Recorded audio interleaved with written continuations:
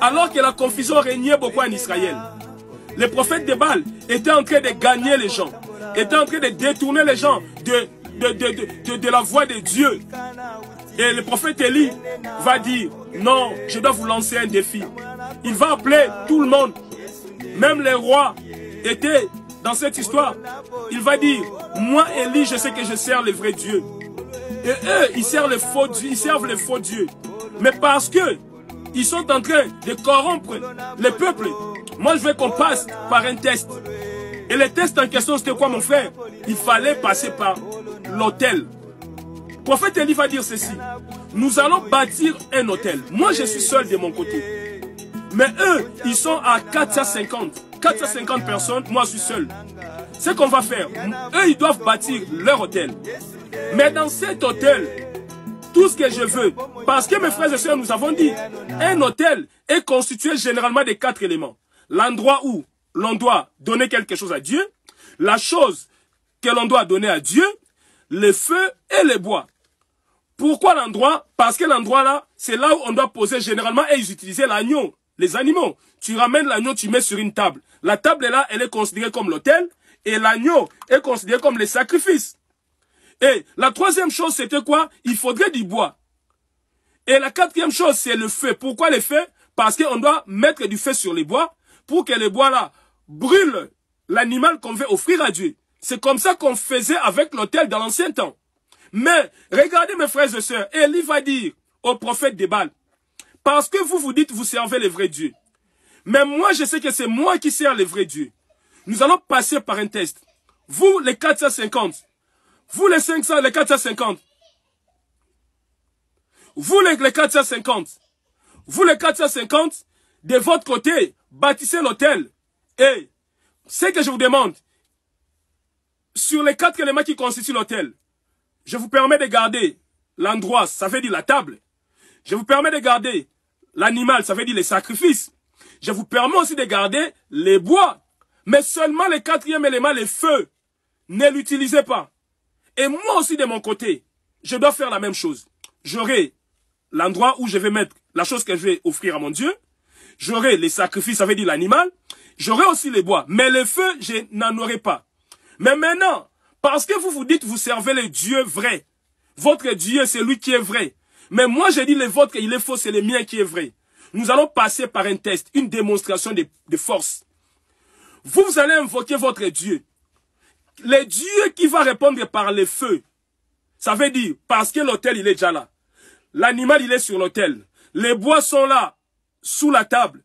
Mais vous n'allez pas mettre du feu. Mais le Dieu qui va répondre par le feu, c'est ce Dieu-là qui sera le véritable. Et la Bible nous dit, mes frères et sœurs, les prophètes de Baal, depuis le matin jusqu'au soir, ils ont prié leur Dieu. Ils ont invoqué leur Dieu. Rien ne s'est passé. Au point que le prophète Élie commençait à se moquer d'eux. Il va leur dire, non, continuez, peut-être votre Dieu il dort. Peut-être votre Dieu il est occupé. Continuez. Mes frères et sœurs, la Bible nous dit, depuis le matin jusqu'au soir, rien ne s'est passé. Et arrivé au soir, c'était le tour du prophète Élie. La Bible nous dit, le prophète Élie, qu'est-ce qu'il va faire? Il va faire la même chose. Mais pour leur démontrer la puissance de son Dieu, il va dire ceci.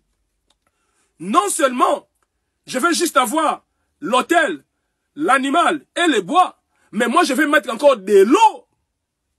La Bible nous dit, il va mettre une très bonne quantité d'eau. Là où il avait préparé son autel. Mon frère, ma soeur, pour les scientifiques, ceux-là qui ont fait de la chimie, ceux-là qui ont fait de la science, vous savez que le feu et de l'eau, ça ne se marie pas. Ce sont des vrais ennemis. L'eau détruit toujours le feu. L'eau éteint toujours le feu. Le feu ne résiste pas à l'eau. Mais le prophète Élie, qu'est-ce qu'il va faire? Après avoir préparé son autel, il va verser une très bonne quantité d'eau. Là, il était en train de bouleverser les données en fait scientifiques. Et la Bible nous dit, il va se lever devant le peuple d'Israël. Il va utiliser 2 phrases. La première phrase, il va dire ceci. Éternel Dieu, que l'on sache aujourd'hui que tu es le vrai Dieu. Première phrase. Et deuxième phrase, il va dire ceci. Que l'on sache aujourd'hui que moi, Élie, je suis le seul vrai serviteur parmi ces faux prophètes qui sont là. La Bible nous dit qu'il n'avait pas fini de prier. Tout d'un coup, le Seigneur a répondu par le feu. Le feu était descendu du ciel vers la terre, a consumé l'autel du prophète Élie. Vous comprenez, mes frères et sœurs? Là, nous sommes en train d'évoluer avec l'autel. Nous expliquons comment l'autel se faisait dans l'Ancien Testament.